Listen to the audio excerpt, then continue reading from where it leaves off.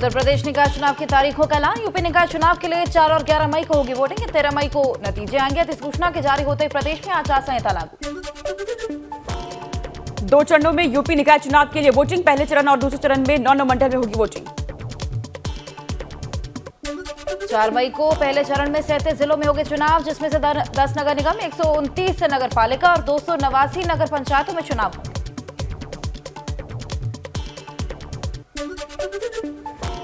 11 मई में दूसरे चरण में 38 जिलों में होंगे चुनाव, जिसमें 7 नगर निगम, 95 नगर पालिका और 268 नगर पंचायत होंगे।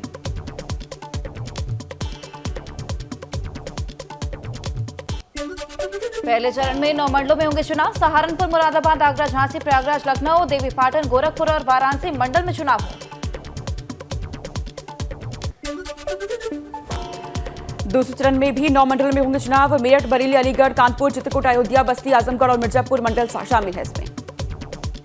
पहले चरण के लिए 10 अप्रैल को जारी होगी सूचना। वहीं दूसरे चरण के लिए चुनाव 16 अप्रैल को सूचना जारी होगी।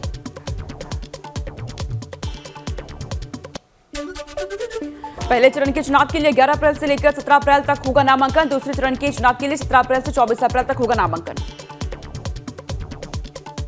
पहले चरण के चुनाव के लिए नामांकन वापसी की तारीख 20 अप्रैल है और नामांकन वापसी की तारीख 27 अप्रैल है।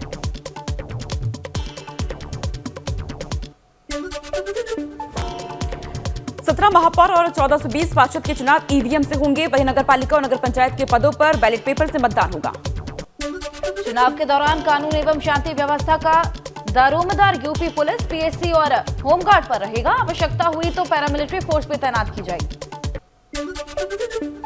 आगरा के महापौर सीट अनुसूचित जाति, झांसी की सीट अनुसूचित जाति, वहीं शाहजहांपुर और फिरोजाबाद की सीट ओबीसी, सहारनपुर और मेरठ की सीट ओबीसी के लिए आरक्षित है। शाहजहांपुर को हाल ही में नगर निगम की श्रेणी में लाया गया है और नगर निगम के लिए यहां पहली बार वोटिंग होगी।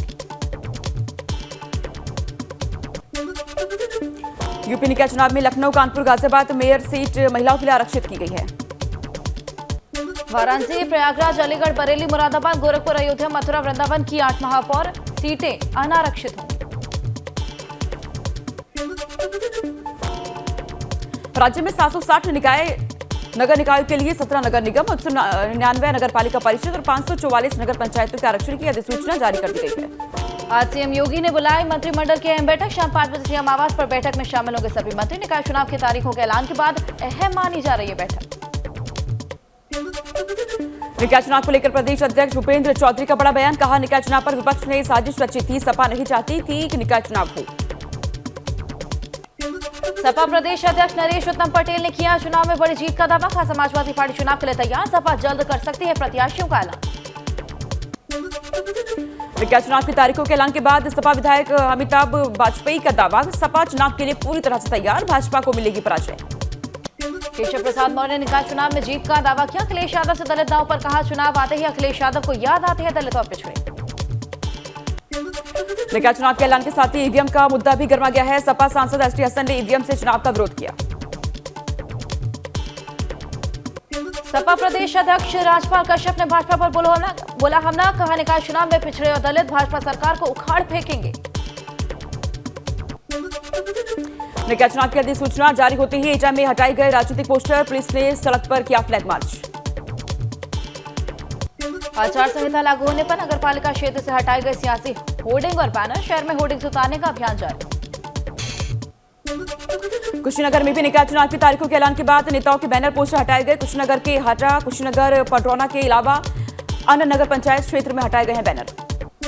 निकाय चुनाव की अधिसूचना जारी होने पर बोले साध्वी निरंजन ज्योति, हमेशा हमारी रहती है पूरी तैयारी। हमारे कार्यकर्ता पार्टी के लिए 24 घंटे काम करते।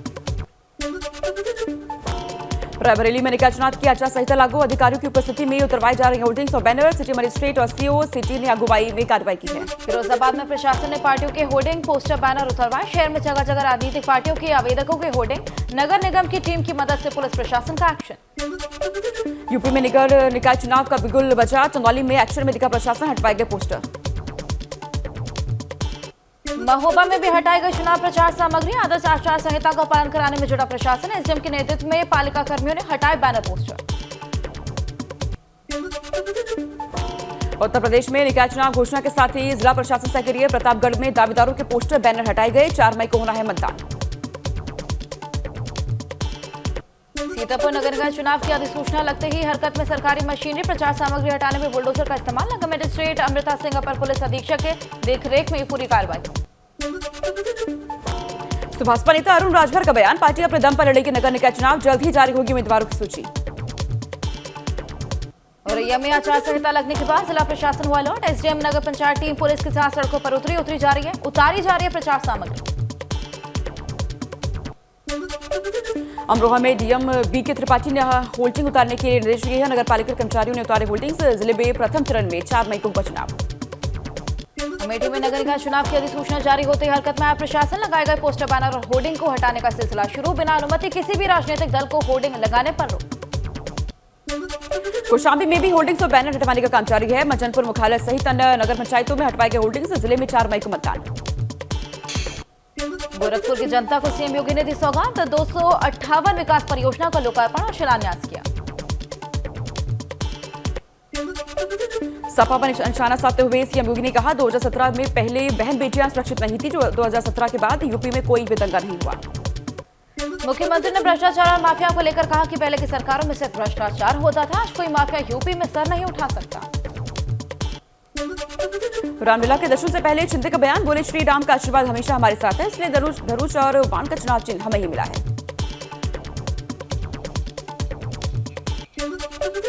विधायक राजा भैया के तलाक पर आज साकेत कोर्ट फैमिली कोर्ट में सुनवाई। राजा भैया और उनकी पत्नी भानवी कुमारी की याचिका पर सुनवाई। कुंडा से जनसत्ता पार्टी के विधायक राजा भैया। अयोध्या दौरे पर रहे महाराष्ट्र के सीएम एकनाथ शिंदे ने रामलला के दर्शन और पूजन किया। रामलला के दर्शन के बाद हनुमानगढ़ी पहुंचे महाराष्ट्र के सीएम एकनाथ शिंदे। पीएम नरेंद्र मोदी और सीएम योगी की तारीफ की, कहा राम मंदिर का सपना पूरा करने के लिए धन्यवाद।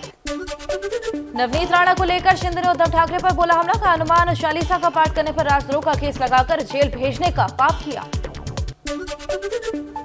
फतेहपुर दौरे पर केंद्रीय मंत्री साध्वी निरंजन ज्योति, कांग्रेस पर बोला हमला, कहा कांग्रेस पूरी तरह टूट चुकी है, पार्टी नेहरू खानदान से उबर नहीं पाई है।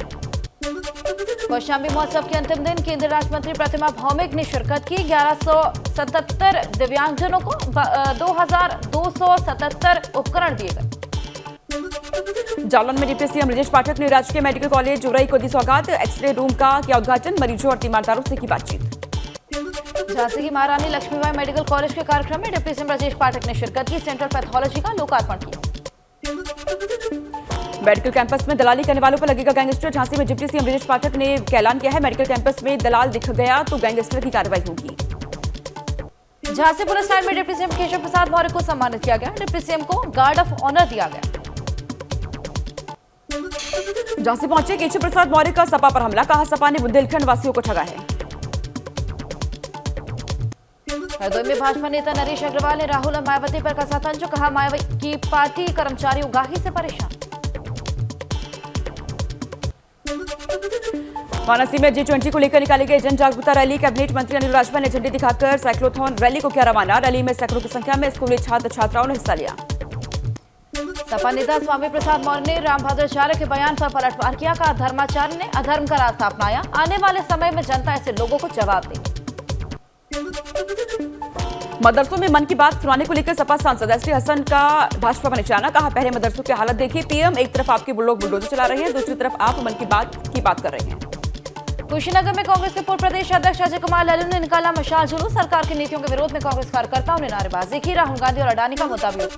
राज्य मंत्री दिनेश प्रताप सिंह का बयान, सीएम योगी के नेतृत्व में चल रही ईमानदार सरकार, क्लर्क से लेकर पीसीएस तक ईमानदारी से होती है भर्ती।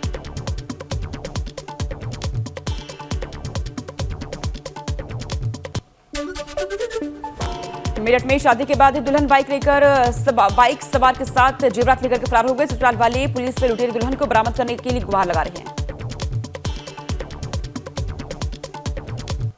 इटावा के कोतवाली थाना क्षेत्र के कटरा साहब खां, 2 समुदाय के लोगों के बीच जबरदस्त पथराव और साथ ही साथ गोलियां भी चली। क्रिकेट मैच को लेकर विवाद हुआ था। हाथरस में हाई टेंशन लाइन की चिंगारी से 15 बीघा गेहूं की फसल जलकर खाक, पूरी फसल जलकर राख हो गई। कड़ी मशक्कत के बाद दमकल की टीम ने आग पर काबू पाया। बस्ती में जमीन के विवाद में अधिवक्ता के घर में घुस करके तोड़फोड़ की गई। दबंगों ने वकील अजय चौधरी के घर में जमकर मचाया तांडव, मामला दर्ज। बुलंदशहर में आग का गोला बनी, हाईवे पर दौड़ती कार, बीच सड़क पर कार जलकर राख हो गई। कार से कूद करके कार सवार ने अपनी जान बचाई। लखनऊ के काकोरी में एक घर में लगी भीषण आग लगने से घर का सारा सामान जलकर खाक। श्रावस्ती में भी देखने को मिला आग का तांडव। अज्ञात कारणों से लगी आग से 5 घर जलकर राख हो गए। कोयना के कैलाशपुर की घटना। हरदोई में नहर में डूबा बच्चा, ग्रामीण और गोताखोर नहर में बच्चे की तलाश में जुटे हैं। तेज बहाव के कारण अब तक पता नहीं चल पाया।